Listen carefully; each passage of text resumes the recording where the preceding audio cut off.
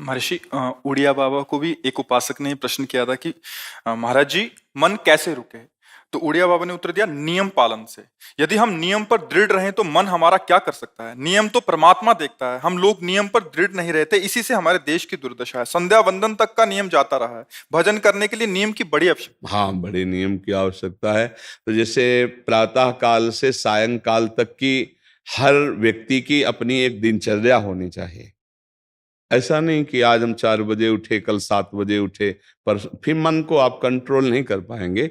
मन के लिए एक दिनचर्या होनी चाहिए कि हमको 10 बजे सोना है, 4 बजे उठ जाना है।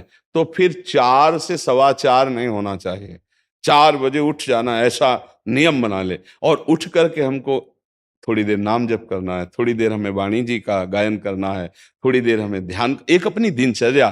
फिर हम अपने संसार के कार्य के नियम, जो संसार के कार्य हैं, उनको भी करते हुए भगवान को समर्पित करें। जैसे जो पद में है, जो आपको राष्ट्र सेवा मिली है, जो आपको समाज सेवा के पद मिले हैं, या आपको जो घर की सेवा के कार्य मिले हैं, उनमें बहुत धर्म पूर्वक आचरण होना चाहिए।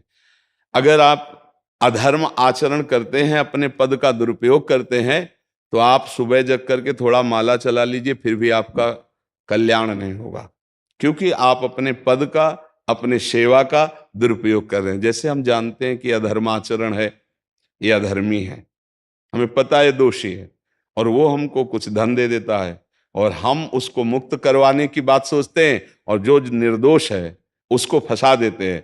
अब तुम चाहे जितना माला चलाने की कोशिश करो या दान पुण्य करो, वो तुम्हारा अधर्म आचरण, वो अधर्म का धन तुम्हें सत्मार्ग में नहीं जाने देगा।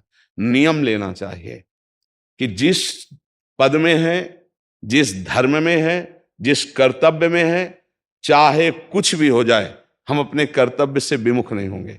जितना जप महान है, उतने कर्तव्य महान है। दोनों बातें समझना है। माला फेरा और इसके बाद बेईमानी, अधर्माचरण, इनका कोई नियम नहीं है कि हमें कैसे चलना है, तो वो माला काम नहीं कर पाएगा, क्योंकि उसका तभी सत्य भाव माना जाएगा माला जपला जब धर्माचरण है। धर्माचरण नियम से। बोले वो बड़े कट्टर नियम वाले हैं, उनको घूस नहीं, आप उनको भयभीत करके नहीं काम करवा सकते, प्रलोभन में काम नहीं करा सकते।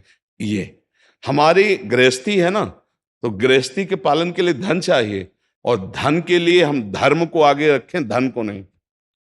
धर्म को, हमारा कर्तव्य क्या, प्रायः जैसे पूज्य बाबा ने कहा,